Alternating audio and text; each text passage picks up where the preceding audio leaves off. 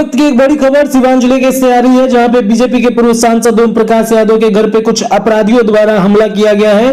हालांकि स्थानीय लोगों के जुट जाने की वजह से अपराधी किसी बड़ी घटना को अंजाम नहीं दे पाए। इस घटना के बारे में जानकारी देने के लिए बीजेपी के पूर्व सांसद ओम प्रकाश यादव ने एक प्रेस कॉन्फ्रेंस जारी की। आइए सुनते हैं क्या कुछ कहा है उन्होंने। तो हम धन्यवाद देना चाहेंगे कि अल्प सूचना पर आप लोग मेरे यहाँ पधारे। देश के गृह राज्य मंत्री माननीय नित्यानंद राय जी का कार्यक्रम मेरे पैतृक गांव लहेजी में बना, तो 2-4 दिन हम वहीं उनके कार्यक्रम की सफलता के लिए व्यवस्था देखने के लिए हम अपने गांव पर रहते थे। उनके आने के दिन ही रात में सामने कल पकड़ करके फिर छाजा पर कुछ अपराधी तक ऊपर चढ़ने का प्रयास कर रहे थे।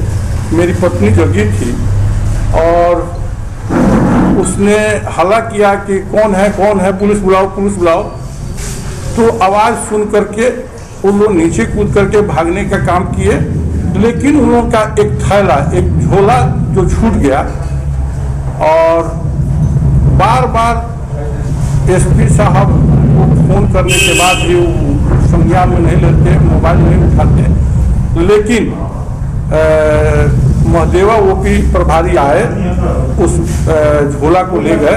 उस झोला में 1 लीटर तेजाब, 4 गमछा और 1 रस्सा था।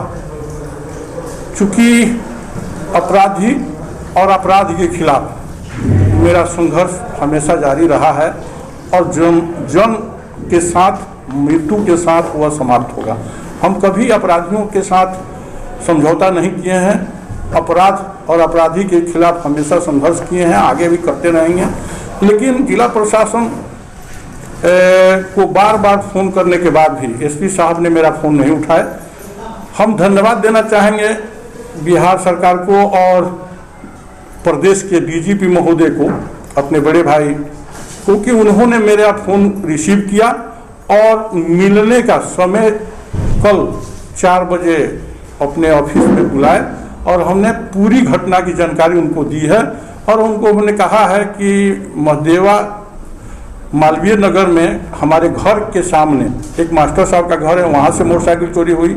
एक हमारे समर्थक एक दवा खरीद करके ऊपर जा रहे हैं और दवा देकर आ रहे हैं, तब तक उनकी मोटरसाइकिल उठा ली गई।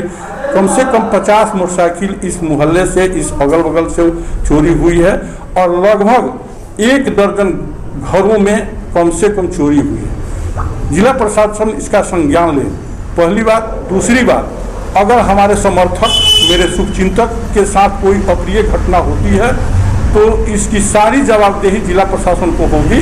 अरे जान को खतरा, हम तो खतरा महसूस करते नहीं हैं, लेकिन जब आप पूछ रहे हैं तो हम बताना चाहेंगे कि मेरी स्थिति ऐसी है कि हमारी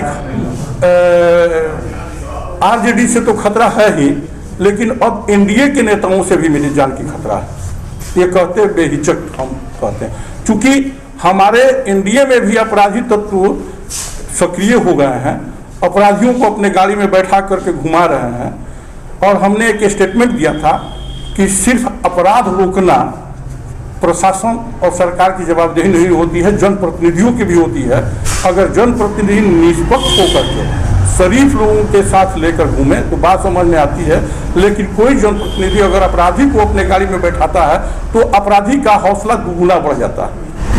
जिला प्रशासन फोन रिसीव नहीं कर रहा है, आरक्षी अधीक्षक महोदय हम लोगों का फोन अटेंड नहीं कर रहे हैं, एसपी साहब तो एकदम फोन नहीं उठाते हैं। लगता है कि उनको हम लोगों से बात हो जाएगी तो कोरोना हो जाएगा, इसको माना जाएगा। हम समझते हैं कोरोना की महामारी में प्रशासन व्यस्त है, लेकिन इसी व्यस्तता में भी हम लोग, अगर हम जैसे छोटे लोग जिला प्रशासन को कोई सूचना देना चाहें तो आखिर कैसे देंगे।